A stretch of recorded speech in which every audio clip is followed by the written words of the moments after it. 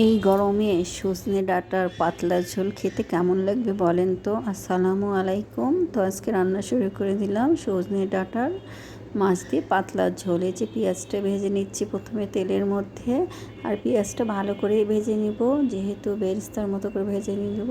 আর এই তো জিরা ফোড়ন দিয়ে নিলাম, জিরাটা দিয়ে ভেজে নিয়ে এখন একে একে সব রকম মশলা দিয়ে দিব।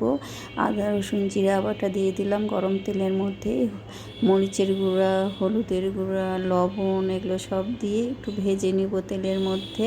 আর এদিকে ডাঁটা, কচি ডাঁটা, একদম ডাঁটার আগা মাথার ডাঁটাগুলো কেটে নিচ্ছি, আর কয়েক ফালি সজনে আর কয়েক টুকরা আলু দিয়ে রান্না করব। এই যে সজনে ডাঁটার আর আলু দিয়ে পাতলা ঝোল। এই যে মাছটা এদিকে ভেজে রেখে দিচ্ছি, রুই মাছ দিয়ে রান্না করব।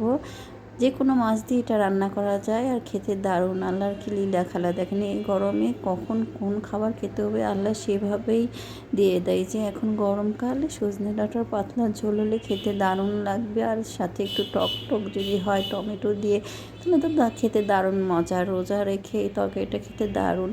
আর এই তো আমি তরকারিটা কষিয়ে নিলাম, কষানোর পর পানি দিয়ে দিলাম, একদম ঝোলের পানি। এদিকে মাছটা ভেজে রেখেছি, আর এটা খালি সেদ্ধ হওয়া মাত্র দিয়ে দেবো, আর টাটকা ডাঁটা সুন্দর সিদ্ধ হয়ে যাবে। তো মাছগুলো ভেজে রেখেছিলাম দিয়ে দিলাম। এটা যে কোনো মাছ দিয়েই করা যায়, এটা মেখে দিলেও হয়। এটা আমি ঝোল করছি দেখে এভাবে রান্না করলাম, একটু সুন্দর। আর টমেটো কয়েকটা ফালি, দুটো টমেটো ফালি করে কেটে দিলাম এখন।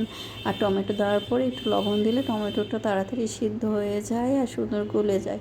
তো এটাই আমি টক টক ঝোল করবো দেখে এভাবে রান্না করলাম। দেখেন তরকারিটা দারুণ হয়েছিল, খেতেও দারুণ হয়েছে।